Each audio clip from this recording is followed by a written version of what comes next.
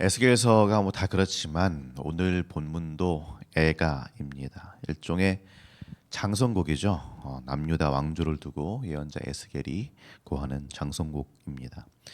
에스겔 19장을 보면은 전체적으로 이제 두 가지 애가를 담고 있는데요. 앞부분 1절에서 9절까지는 사자로 묘사된 두 왕자, 그러니까 여호아게스라 여호야긴 이 둘의 몰락을 이야기하고, 오늘 우리가 이제 집중할 본문 이 10절에서 14절까지는 한 포도나무의 이야기를 중심으로 남유다 전체의 몰락을 이야기합니다.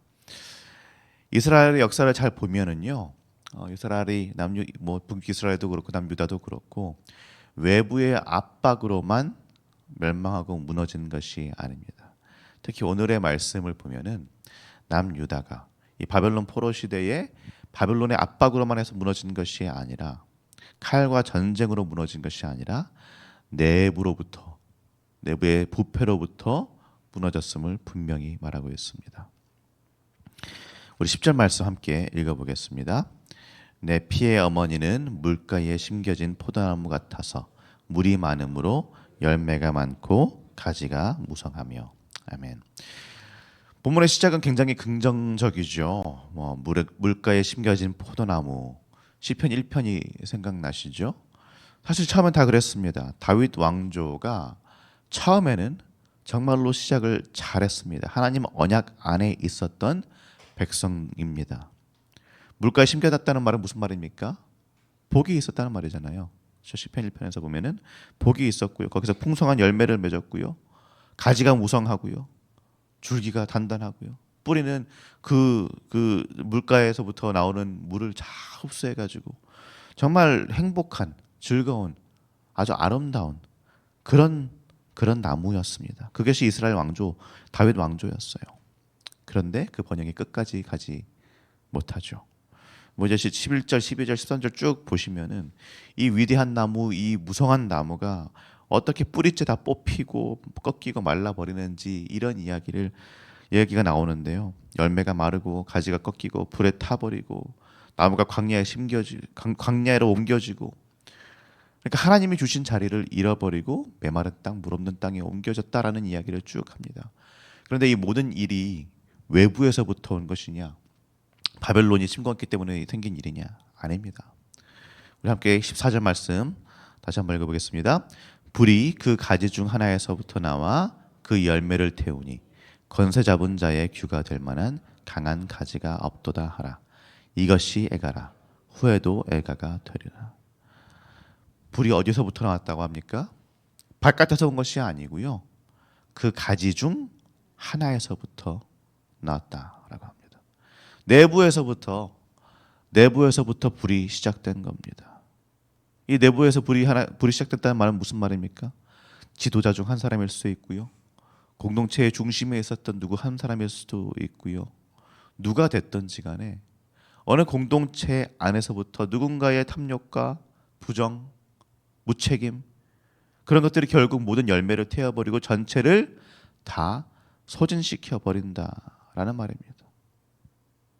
외세로부터, 밖으로부터 누군가가 들어와 가지고 분탕질하는 것, 그런 걸 걱정하기 이전에 우리가 걱정해야 될 것은 안으로부터, 안에서부터, 특별히 나로부터 피어오르는 어떤 그 죄의 불꽃입니다.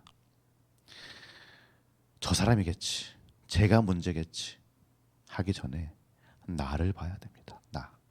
내가 그 문제의 씨앗은 아닌지, 그 불꽃의 씨앗은 아닌지 나를 봐야 되는 겁니다. 이 본문이 단지 그냥 유다 왕국의 이야기가 아니죠.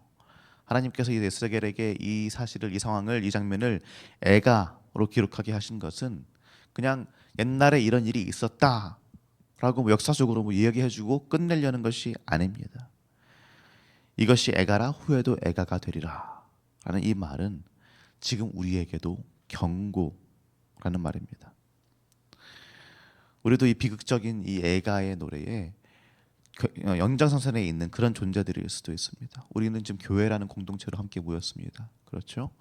우리가 시은교회의 일원으로서 이 자리에 함께 있는데, 교회라는 이름 아래 여러 가지 우리 프로그램도 있고 건물도 참 오래된 건물 아름답고 멋있고 조직이 있고 뭐 숫자가 많은 교회고 우리 시흥교회 같은 교회는 죄송합니다. 우리 한국 교회 중에서 1% 안에들은 그런 교회인데 그런 거를 보면서 우리가 와 우리 교회 참 좋다.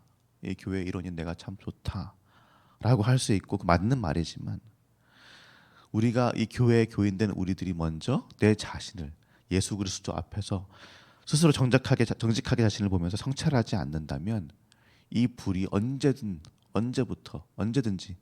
내부로부터 시작될 수 있습니다. 외부로부터의 어떤 문제들이 아니라 나로부터 시작될 수 있습니다. 내 안에 말씀이 사라지고 내 안에 예수 그리스도의 복음이 아니라 내 중심, 자기 중심, 형식주의, 이기심 이런 것들이 쌓이기 시작하면 결국 나 때문에 우리 때문에 하나님께 세우신 이 공동체가 언제든지 무너질 수 있다라는 것이 오늘 말씀의 참 무서운 선포입니다. 이것이 교회뿐만 그러겠습니까? 우리의 가정도 마찬가지고요. 우리가 하고 있는 여러 가지 일들, 여러 가지 사역들도 마찬가지고 우리의 신앙도 마찬가지입니다. 겉으로는 굉장히 평안해 보일 수 있습니다. 겉으로는 굉장히 믿음이 있는 것처럼 보일 수 있습니다. 그러나 우리가 우리의 신앙에서 우리의 삶에서 우리 가정 가운데서 어떤 그 내면 안에서 하나님의 다스림을 거부하고 있다면 하나님의 뜻이 아니라 내 뜻을 따라 살아가고 있다면 우리 안에서도 우리 가정 안에서도 우리의 사역과 우리 일터에서도 우리의 신앙에서도 우리의 삶에서도 그런 불이 자라날 수 있다라는 말이죠. 말씀이 없다면 말씀으로부터 비롯되지 않는다면 결국 우리의 판단은 흐려질 수밖에 없습니다. 말씀이 기준이 되지 않는다면 우리에게 기준이 없어요. 말씀이 바탕이 되지 않는다면 우리의 영적인 모든 기능도 다 무너져 버릴 수밖에 없습니다. 결국 우리의 영혼 자체가 혼란스러워지고 불타기 시작하고 그러면 뿌리도 마르고 열매도 말라가고 가지는 꺾이고 불타버리는 것입니다. 그렇기 때문에 이 모든 상황 가운데서 우리 공동체, 우리 교회, 그리고 우리 가정, 우리 신앙 문제가 있다면 뭔가 아픔이 있다면 먼저 점검해야 될 것은 무엇입니까? 이 일이 어디서부터 시작됐을까? 왜 그랬을까? 외부의 문제가 아니에요. 저 사람의 문제가 아니에요. 나입니다. 나. 내가 지금 뭔가 잘못된 길을 걷고 있는 것은 아닌가? 예수 그리스도의 복음의 그 길을 걷는 것이 아니라 내 마음대로 내 뜻대로 내가 분란의 주인공은 아닌가? 그걸 먼저 생각해야 되고 기도해야 되고 통해 자복해야 되는 것입니다. 그런데 성도님들 복음이 항상 그렇듯이 여기서 그냥 끝나는 것이 아니죠. 하나님은 그냥 심판의 하나님이실 뿐만이 아니라 회복의 하나님, 소망의 하나님이십니다. 애가는 이 본문의 말씀은 애가는 여기서 끝나지만 결국 하나님 어떻게 하십니까? 이 유다 민족 다시 일으켜 세우십니다. 다 끝났다. 이제 끝장이다. 라고 했던 그 지점에서 하나님 다시금 정말 말도 안 되는 그런 기적들을 일으키셔서 우리가 이해할 수 없는 상상조차 할 수 없는 기적들을 일으키셔서 그대로 다시 일으켜 세우십니다. 그리고 결국에는 하나님의 아들이신 예수 그리스도께서 우리에게 오셔서 그냥 이스라엘 민족만이 아니라 남유다만이 아니라 온 인류를 다시금 구원시키십니다. 예수 그리스도께서 이미 불타버린 것 같은 우리의 모든 삶을 이제 불타서 아무것도 남은 것이 없는 것 같은 그 삶을 다시금 그 잿더미에서 일으켜 주실 줄로 믿습니다.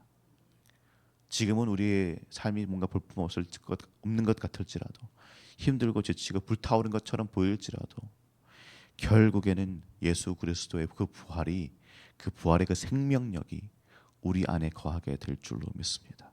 그래서 나의 생명은 끊어져 갈지라도 몰라도 나의 생명은 정말 불타오른 것 같지 몰라도 예수 그리스도의 생명이 내 생명이 되어서 그 생명으로 인하여서 기뻐 뛰며 춤추며 여호와 하나님을 찬양할 수 있는 그런 아름다운 삶, 그런 힘찬 삶을 살아가게 될 줄로 믿습니다. 오늘 하나님께서 주신 우리의 말씀 우리에게 회개를 요구합니다. 나부터 회개해야 됩니다. 다른 사람 외부 그런 데서 문제를 찾는 것 이전에 내 안에 피어오르는 내 죄, 내 그 죄의 불씨를 직면하고 바라보고 인정하고 회개해야 됩니다. 그러나 우리가 그렇게 할 때에 주님 앞에서 내 죄를 바라보고 회개하며 주님 앞에 무릎으로 나아갈 때에 하나님 우리 포기하지 않으시고 우리 다시 한번 일으켜 세우실 줄로 믿습니다. 그렇게 하실 우리 하나님을 기대하며 바라면서 우리 같이 이 삶을 정말 계속해서 주님과 동행하며 승리하며 살아내시기를 예수님의 이름으로 축복합니다. 이제 말씀 생각하며 기도하도록 하겠습니다.